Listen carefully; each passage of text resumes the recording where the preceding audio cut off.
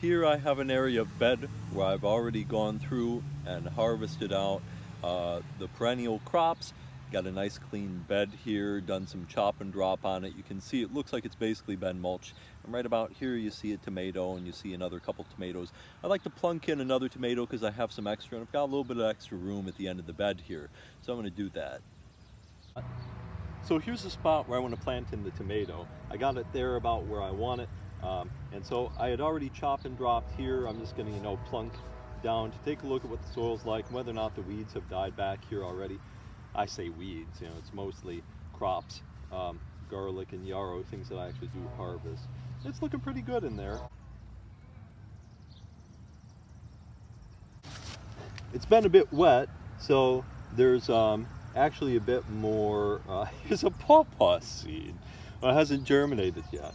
But I do eat a lot of pawpaws and just kind of spit them into the garden here and there, and a lot of times they germinate. Maybe this one got a little too dried out. I'm actually going to put it plunk it right back down there.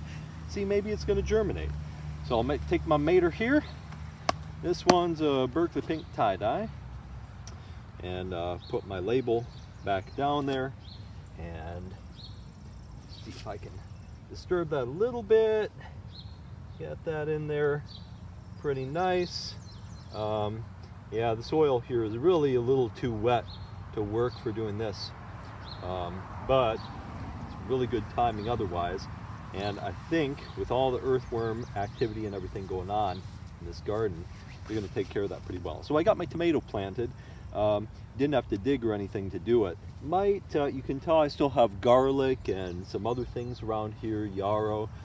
Right now, these are getting established. They're going to provide enough shade to help them get going. Later I can chop and drop out more if I want, just chop and drop that in place. Make a little bit more room for sun infiltration to really help these grow. Right now I think I want that shade.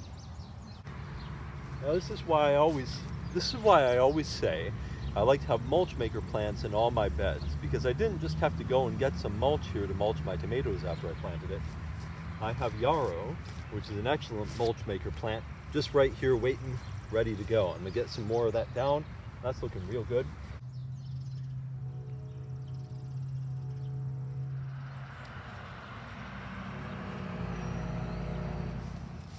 And now I'm in here on the path. There is permanent path, permanent bed. In a garden like this, it's a little bit hard to tell this time of season.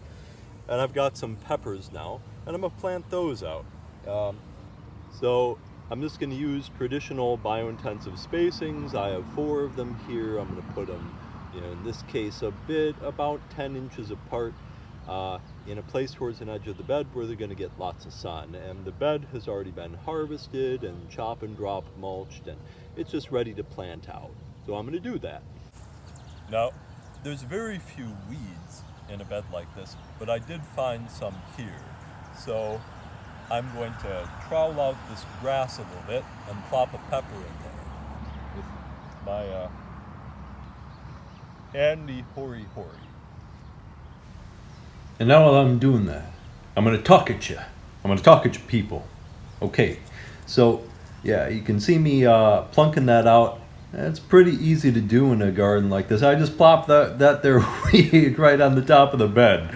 Later, I want this to be pretty. I'm going to come back and throw some finished mulch on here and make this look like a real pretentious garden, by the time the next set of guests come through.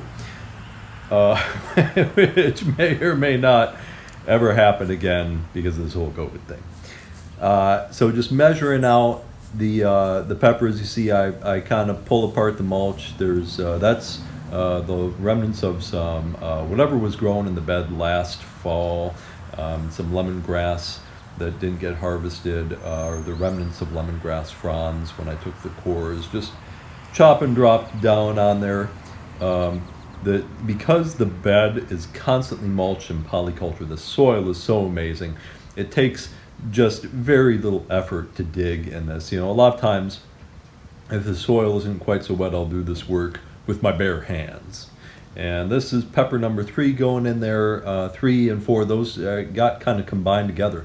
So I'm gonna separate them apart, and they're going to be growing a little bit too close to each other. But you know what? In a garden like this, I'm not trying to maximize the output of everything. I'm just being very practical about things.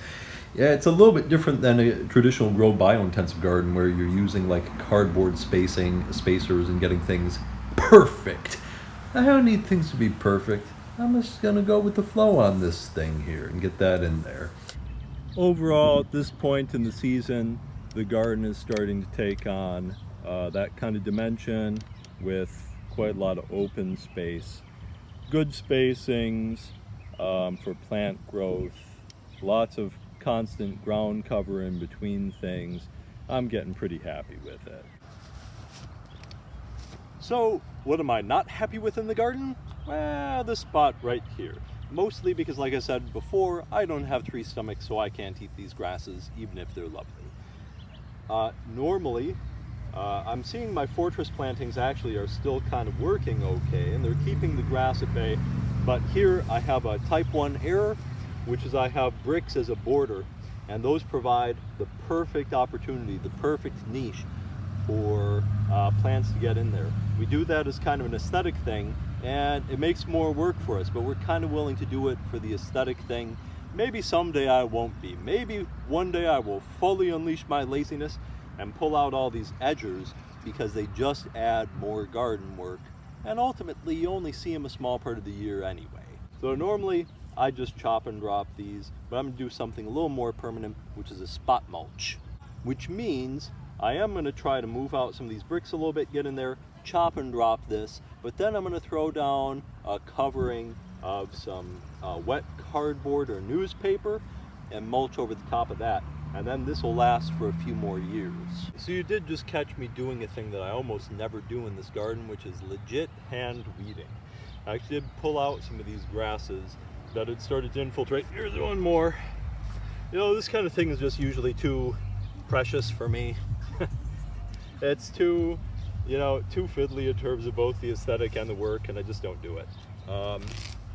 So here's my pile of mulch though, and it's a lot, so I really don't even need the cardboard or newspaper level in here, but I'm going to do it anyway just to demo that. So here's my wet cardboard and newspaper I'm about to just sort of put down. We go under the landscaping bricks a little bit to prevent weeds encroaching, and go right up to the plants wherever I can. Okay, well, I've removed that bit of grass, got some mulch down around it. Later I'm going to use that cocoa mulch to make it look real pretty. But I need to kind of settle down a little bit first.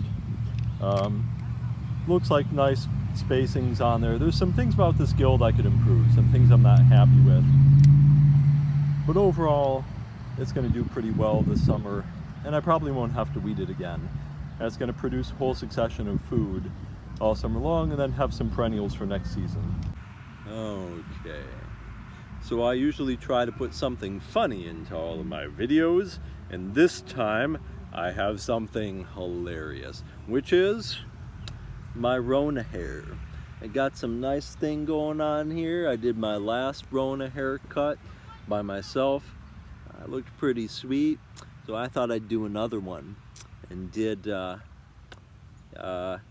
nice unintentional kind of nice fade there.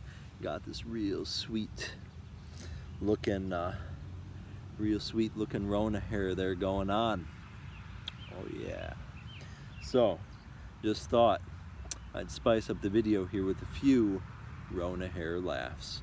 Guess it's gonna be hat season for me until we get back into the old chop shop. Get the hair bone polished up by a professional. All right, you people have fun a chopping and a dropping, and make friends with your weeds and grasses out there in the garden. I don't know, people put like weird taglines at the end of videos.